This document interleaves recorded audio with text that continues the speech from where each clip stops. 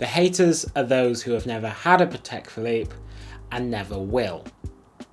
So the hate doesn't bother me. Those are the words of Thierry Stern, the president of Patek Philippe, regarding the hate towards the newly released Cubitus. Now, to say that statement has been contentious and has made even me personally very, very angry would be an understatement. In all honesty, that response from one of the most powerful men in the watch industry regarding criticism of his new, shiny, very expensive plaything has really, really angered me and a lot of other people.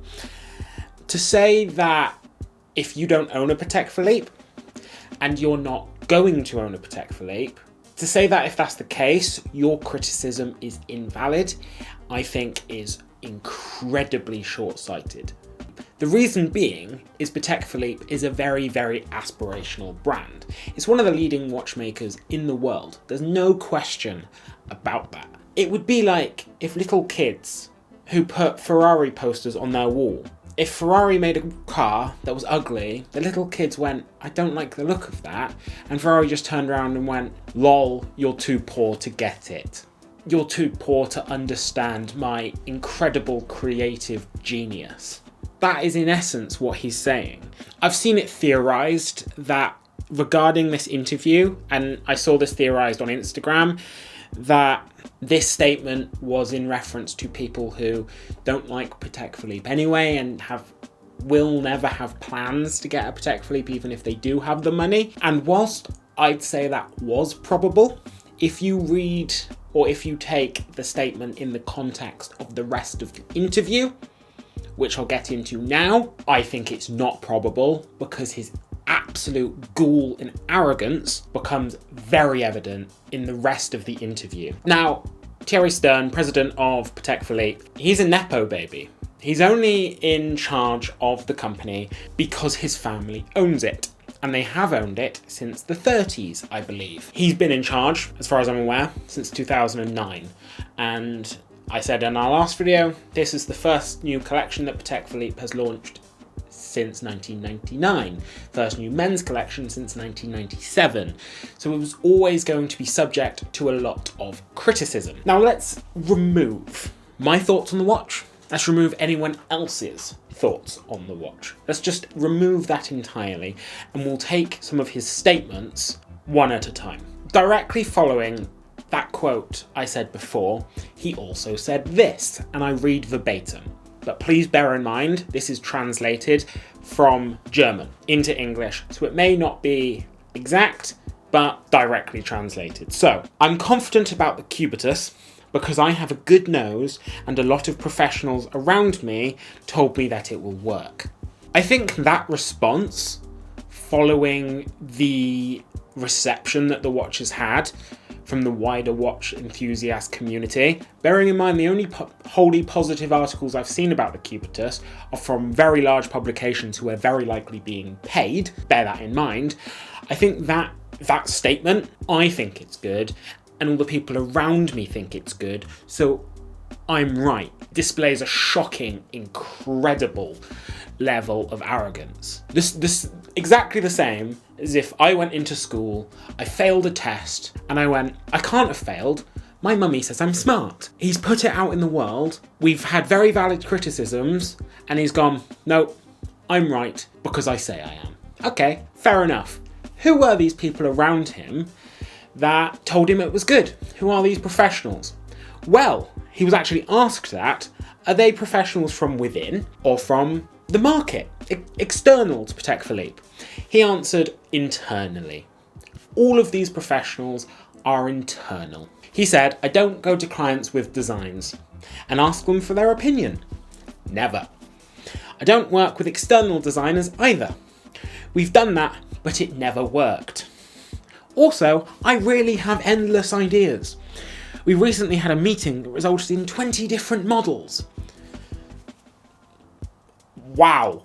Okay, so Patek Philippe apparently has gone to external designers and it didn't work previously. I think there's one glaring example that you can think of where that is entirely wrong. Gerald Genta was an external designer who designed the Nautilus. Incredible arrogance there. Also, it does demonstrate the fact that he's evidently surrounded by yes men within Patek Philippe. Apparently this watch was designed by him 100%, and everyone around him, around the president, was like, yes, this is amazing, this is perfect, incredible work, oh my god. And it's everyone internal to Patek Philippe who he's paying. So amazing. Good job, Thierry. And apparently they had a meeting where they came up with 20 different models. Now, how come out of those 20 different models, we've only got the Cubitus, which has the same bracelet as a Nautilus, the same movement as a Nautilus, circular movement in a square case, something I didn't touch on in our previous video, which is just shockingly lazy. It's the same dial as a Nautilus, it's just a different case. It's a square Nautilus, it's a Nautilus with corners. But he said the Cubitus is a brother of the Nautilus and the Aquanaut, but it is not a square Nautilus. It has its own identity. You notice this the longer you see it and the longer you wear it. Well, the longer I see it and the longer I've been exposed to it, the more I think it's just a square Nautilus, so good job there. Now, he was asked why the watch is so big, which is a valid criticism, because it measures in at 45mm. He said, I am not the trend, essentially saying, I don't care about trends, the market's wrong, I'm right.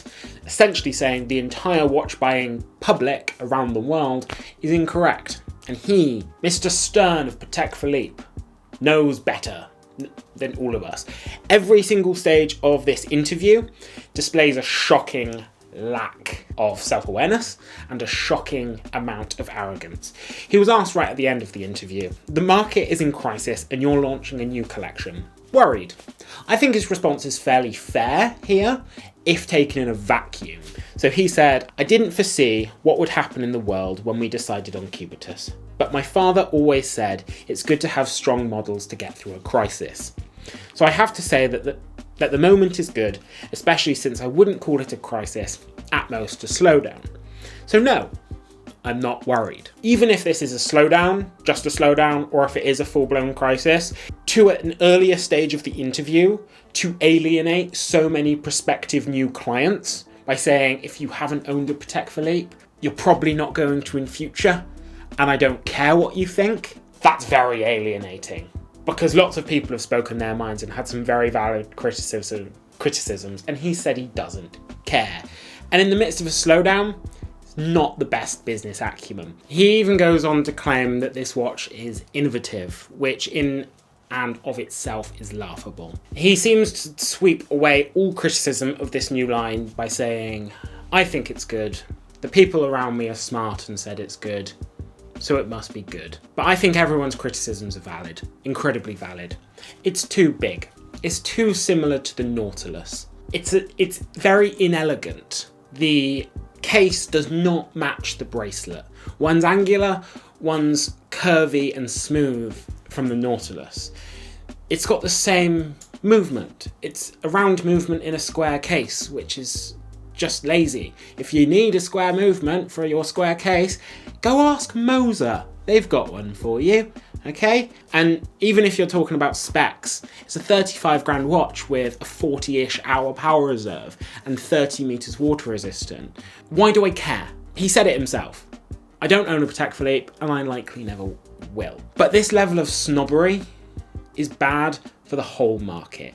It paints the watch world terribly. It paints Patek Philippe in a particularly awful light because their reputation has taken decades, over 150 years to form, and he is making it, he's destroying it very, very quickly. That's his family legacy. This Nepo baby is crapping on his family legacy, and the reason I care is because I want to love this brand as much as I want to love any other brand within the watch world, but I will not abide this sort of snobbery simply because we have valid criticisms of the watch. In essence, I think this statement has very much overshadowed the Cubitus launch because it just shows how absolutely arrogant, snobbish, and out of touch Thierry Stern, and by extension, Patek Philippe actually is. But do they need to care? They're going to sell the watches anyway. I hope they do care, because it's really disappointing. So guys, let us know what you think. I'd really like to know whether you're actually bothered by this and the interview in general. I will be popping the link to the interview down below. Shout out to Time and Tide for, for enabling me to find out about these awful things he said.